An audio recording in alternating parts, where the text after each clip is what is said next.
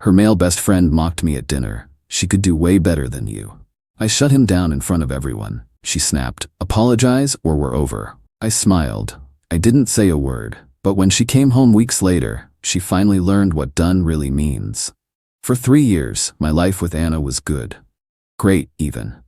I'm a lawyer, so my day job is basically wading through the worst parts of human nature. Coming home to her was like taking a breath of fresh air. She was a paralegal, smart as a whip, and had this fire in her to go to law school and make a name for herself. I loved that about her. We were a team, building a life in a house I'd spent years restoring. It felt solid, real. I wasn't just paying bills for a girlfriend, I was investing in the woman I was going to marry.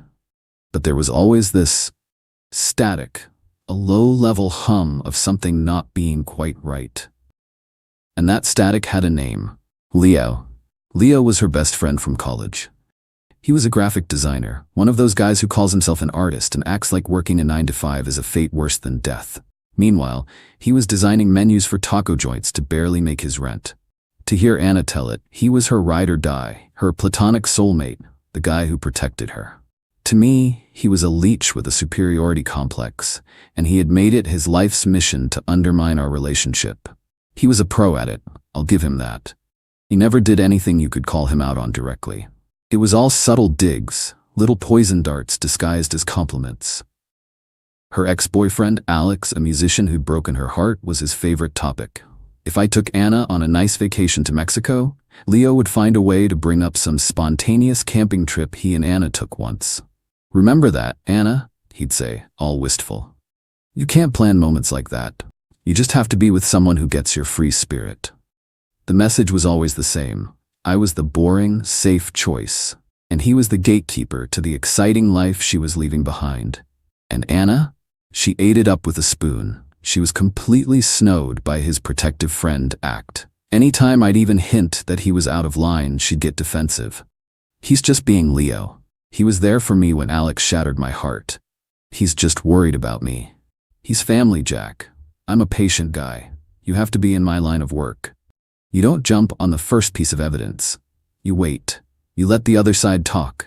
You let them build their own case against themselves, and you wait for them to hand you the rope." I waited for Leo to hand me the rope. The moment came a month ago. I just won the biggest case of my career. 6 months of my life, gone. Countless sleepless nights, weekends spent buried in paperwork. But we won, and it was a huge deal for my firm and for me. To celebrate, I threw a dinner party. My closest friends, the ones who'd barely seen me for half a year, were all there. And because I was still trying to be the good guy, I told Anna to invite her friends, which of course meant Leo was coming. The night was perfect. The house was full of good people, the expensive wine I'd been saving was open, and I was actually relaxing for the first time in what felt like forever. Leo naturally was soaking up the free booze and acting like he co-owned the place. He got a few drinks in him and decided it was time for a performance. He started on some long, boring tangent about an art exhibit, which was really just an excuse to talk about the difference between creators and suits. "It's just a different way of seeing the world," he said, looking right at me. "Some of us are driven by passion, by art. Others are more practical." He took a long, slow sip of my wine. My friends knew his game and were shooting him looks that could curdle milk. I just gave him a tight smile and refused to engage. But he wasn't done. He turned to Anna, putting on his best concerned friend face. "I just hope you're happy, Anna," he said, his voice dripping with fake sincerity. "I mean, Jack's a great guy. He's stable, he's a provider, he's reliable." He said reliable like it was a dirty word. Then he paused, looked me dead in the eye, and let a smug little smirk spread across his face. "But you've got to admit, she could do way better than you." And there it was. The rope. The whole table went silent. You could have heard a pin drop. My friends looked like they were about to physically restrain themselves from launching across the table. Anna just stared at her plate, blushing. She wasn't mad at him. She was just embarrassed that he'd made a scene. That was the moment the focus snapped into place for me. The picture became crystal clear. The patient lawyer was gone.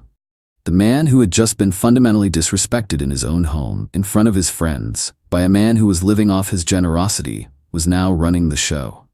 I put my fork and knife down, very slowly. I folded my hands on the table and fixed my eyes on Leo. The friendly host had left the building. The prosecutor had just taken his place at the podium.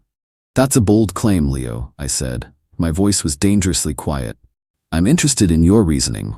In your expert opinion, what does a better man for Anna look like? Please, be specific. Lay out the criteria for me." Leo was completely thrown. He was geared up for a shouting match. He wasn't prepared for a calm, methodical cross-examination. Well, he stammered. "Someone more on her level. A creative, someone who gets her." "I see," I said, nodding. "So the main qualification is being a creative. An interesting theory. And I assume you see yourself as fitting this description?" "I think I understand her better than anyone," he said, puffing out his chest. "Perfect," I said. "So you're the gold standard. Let's examine that. Let's add a few other factors to this analysis. Let's talk about something more concrete than vibes. Let's talk about investment. As everyone here knows, Anna is in her second year of law school. It's a top-tier program with a price tag to match. I'm paying for that, the whole thing. It's a major investment of capital, of course, but it's also an investment of faith. Faith in her and faith in our future together. So my question for you, Leo, as the self-appointed gold standard of what's better for Anna, is this. What have you invested in her future lately, other than your consistently negative opinions of me?" Leo's face went white. Anna shot me a panicked look. "Jack, don't do this," she whispered. I held up a hand to silence her. My eyes still locked on Leo. "I'm not done. Let's talk about the car she drives. It's safe, it's reliable, it gets her to school and back. I bought it for her. Now, you have a car too, right, Leo? A cool little convertible that seems to break down a lot. In fact, Anna has had to loan you money for repairs at least 3 times in the last 6 months, hasn't she? Money that she took from the household account that, by the way, I'm the only one who deposits into. So in a very real sense, Leo, I'm not just investing in Anna's future, I'm also paying to keep your little hipster mobile on the road. You're welcome." One of my buddies at the table actually snorted with laughter before covering it with a cough. Leo looked like he'd been slapped.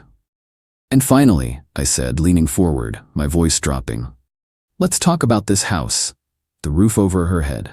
I own it, I pay the mortgage, I fix the things that break. You, on the other hand, have been late on your rent so many times that Anna has had to cover for you, again, with money that I earned. So let me just summarize your argument for the jury, for the table. Your position is that a man who provides a stable home, a reliable car, and a fully funded, top-tier education is an inferior choice for Anna, and that a better man, by your definition, is one who is a financial black hole, who drains her resources, and who repays her kindness by systematically trying to sabotage her relationship out of what can only be a pathetic, transparent, and deeply creepy obsession. Is that a fair and accurate summary of your position, Leo?" I leaned back. The closing argument was done. The room was utterly silent.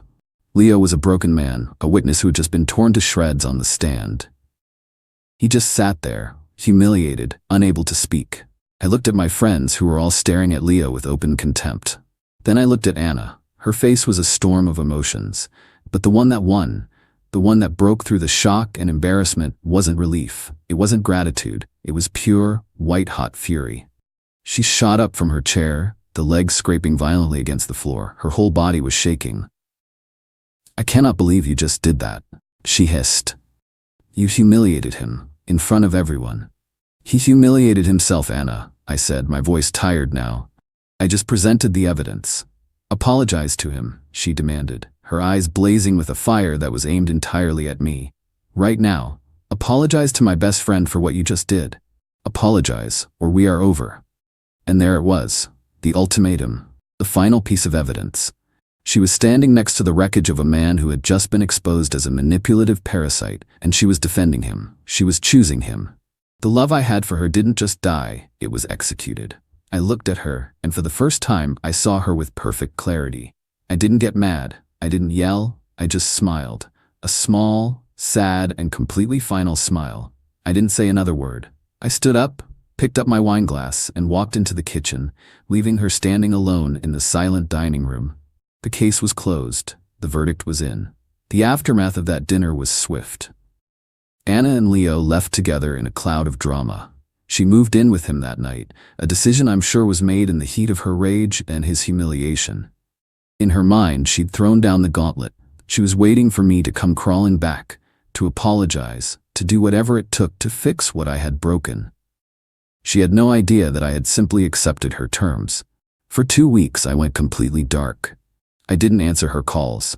I didn't reply to the barrage of angry, then confused, then pleading texts. I ignored the mutual friends she sent to plead her case. I was a ghost. Instead of chasing her, I got to work. My house, which had felt like our home, now felt like a crime scene. I spent a weekend methodically packing every single thing she owned into boxes. It wasn't an angry act, it was a cleansing. I was an executor, settling the estate of a dead relationship. When I was done, I stacked the boxes in the spare room, changed all the locks, and reset the security codes. Then I made 2 phone calls. They were not pleasant, but they were necessary. They were the logical consequences of the verdict she had delivered at that dinner party. The first call was to the dean of admissions at her law school. I had a good relationship with him from my alumni work. I explained in calm, professional terms that due to a permanent change in my personal circumstances, the private scholarship fund I had set up to cover Anna's tuition was being dissolved, effective immediately. The second call was to the managing partner at my firm. I had pulled a lot of strings to get Anna a coveted summer internship there. It was a career maker. I explained that a severe and irreconcilable personal conflict of interest had arisen, and the offer had to be rescinded. I took no joy in this, but my support for her was based on the foundation of our partnership. She had taken a sledgehammer to that foundation. She could no longer live in the house. Exactly 2 weeks after the dinner, she showed up at my door. I watched her on the security camera fumbling with her key, her confusion turning to anger when it didn't work. She finally rang the bell. I opened the door, leaving the security chain on. She looked awful. The righteous anger was gone, replaced by a weary desperation. The reality of living with a broke narcissistic artist had clearly been a harsh one. "Jack, we need to talk," she said. "No, Anna, we don't," I replied. "You made your choice. The conversation is over." "You can't just throw away 3 years over one fight," she pleaded, tears starting to form. I was angry. I wasn't thinking. "It wasn't a fight," I said. "It was a moment of truth. You were given a clear choice between your partner and the man who has been trying to destroy our relationship, and you chose him. You demanded that I apologize to him. You chose to defend the parasite. That's not something I can forget." The panic was starting to set in as she realized I wasn't budging. "But everything we planned," she stammered. "Law school, the internship?" "Yes, about that," I said, letting the silence stretch. "The tuition for your final semester is due next week, isn't it? I hope you and Leo have a plan for that because my investment in our future has been terminated." Her face went white. "What?" she whispered.